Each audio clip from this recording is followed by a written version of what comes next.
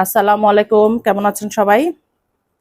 আজকে গরুর মাংস দিয়ে চুই ঝাল, এটাকে আমি এই যে এটাকে আমি ছিলে উপরের বাকলাটা ফেলে কেটে নিয়েছি। এই চুই ঝাল দিয়ে আজকে গরুর মাংস রান্না করব। আগে খেয়েছি হোটেলে অনেক, কিন্তু নিজে রান্না করিনি কখনো। আজকে প্রথম আমি নিজে রান্না করব। তো আমি গরুর মাংসটা মূলত মেরিনেট করে রান্না করে থাকি, মানে মাখিয়ে রান্না করি। তো আমি গরুর মাংসটা ভালো করে ধুয়ে ঝরাই নিছি, পানিটা আর কি ছেঁকে নিছি। এখন মেখে বসাবো আর কি, সব মশলা দিয়ে একসাথে। এখানে আদা রসুন যা যা মশলা আছে সবকিছু একবারে দিয়ে ধুয়ে আর কি মাখিয়ে বসিয়ে দিব। আগে দিব একটু পেঁয়াজ। অনেকদিন পরে আপনাদের সাথে একটু ভিডিও নিয়ে আসছি, রান্নার ভিডিও। সবসময় ফানি ভিডিও শেয়ার করি, আজকে মনে ছিল একটু রান্নার ভিডিও শেয়ার করি আপনাদের সাথে। দিয়ে দিচ্ছি পরিমাণ মতো আদা রসুন বাটা। এখানে আদা রসুন একসাথে বাটা। আমি বেশি মশলা দিয়ে রান্না করতে অত বেশি পছন্দ করি না, যতটুকুন একটু হালকা মশলাই খেতে পছন্দ করি। আর এটা হচ্ছে ধনিয়া, জিরা, গোলমরিচ, শুকনো মরিচ সবকিছু একসাথে। আর এটা হচ্ছে আমার স্পেশাল গরম মশলা।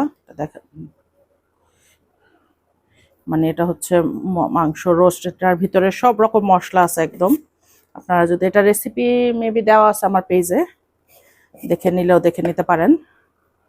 আর পরিমাণ মতো হলুদ, একটু আলুও দিব, কারণ যেহেতু আলু আমার ঘরের সবারই খুবই পছন্দ। আমার ছেলে আর হাজব্যান্ড আলু ছাড়া তাদের চলে না মাংসে। আমার আবার সব কিছুতে আলু পছন্দ না, তারপরেও দিতে হয় আর কি। এই এখন মাখিয়ে রেখে দিব কিছুক্ষণ, একটু মেরিনেট করে রাখবো আর কি। মেরিনেট করে রাখলে দেখা যায় খেতে টেস্ট ভালো লাগে আর কি খেতে।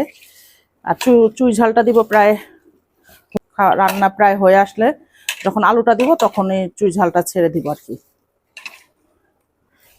দেখতে থাকুন। সবাই কম বেশি রান্না করে থাকেন যার যার স্টাইলে। আমি প্রেশার কুকারে আজকে রান্না করব। মাংসটা একটু মেরিনেট করে কিছুক্ষণ রেখে দিয়ে পরে তেলের ভিতরে দেখাবো, আপনাদের সাথে শেয়ার করব। যে রাখা শেষ। গরুর মাংস আমি সবসময় সরিষার তেল দিয়ে রান্নার চেষ্টা করি। আমি কিন্তু তেল খুবই সামান্য ব্যবহার করব, বেশি দিব না, কারণ গোস্ত থেকেও তেল বের হবে। এখানে একদম হালকা কটা গরম মশলা দিয়ে দিলাম, কারণ আমি যে গরম মশলাটা দিয়েছি ওটার ভিতরে সব মশলা আছে। জাস্ট একটু গ্রামের জন্য দিয়ে দিলাম।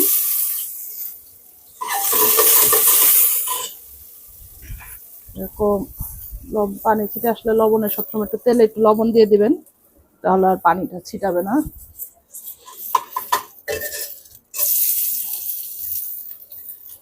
পরিমাণ মতো পেঁয়াজ দিয়ে, যেহেতু আলু দিব পেঁয়াজটা সেরকম আর দিব না।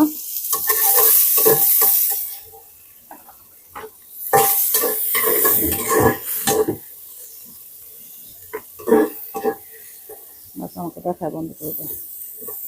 পেঁয়াজটা লাল লাল হয়ে আসলে পরে মাংসটা ভালো করে কষাবো। কষানোর পরে যে এখানে গরম পানি রেডি করা আছে, গরম পানি দিয়ে রান্না করবো। আর সবসময় চেষ্টা করবেন গরম পানি দিয়ে রান্না করতে, তাহলে কিন্তু খাবারের টেস্টটা খুবই ভালো আসে। এই মাংস কিন্তু কষানো প্রায় শেষ, দেখতে পাচ্ছেন মাংস কষানো হয়ে গেছে প্রায়। এখন এখানে গরম পানি দিয়ে 10-12টা শীষ দিব।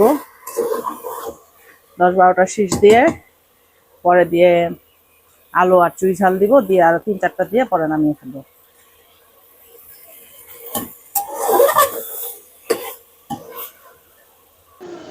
পানি দিয়ে দিয়েছি, গরম পানি দিয়ে দেওয়ার পরে এবার আলু দিয়ে দিলাম। আলু দেওয়ার পরে দিয়ে দিব চুই ঝাল দিয়ে।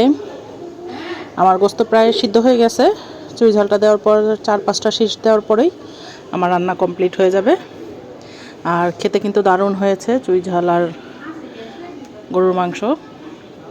এখন আলু আর চুই ঝালটা সিদ্ধ হলেই খাবার রেডি, দেখেই বুঝতে পারতেছেন।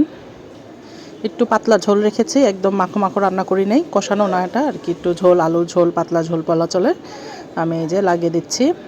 এখন প্রেশার কুকারটা লাগিয়ে দিলে আর বেশিক্ষণ লাগবে না, 3-4টা শীষ হলে হয়ে যাবে আর কি আমার চুই ঝাল রান্না। এই যে রান্নার ফাইনাল লুক, দেখে বুঝতে পারতেছেন। খেতে কিন্তু মাশাআল্লাহ অনেক মজা হয়েছে, আলহামদুলিল্লাহ। আর এটা আলু ভর্তা আর এই সাদা ভাত, সবাই ভালো থাকবেন, সুস্থ থাকবেন।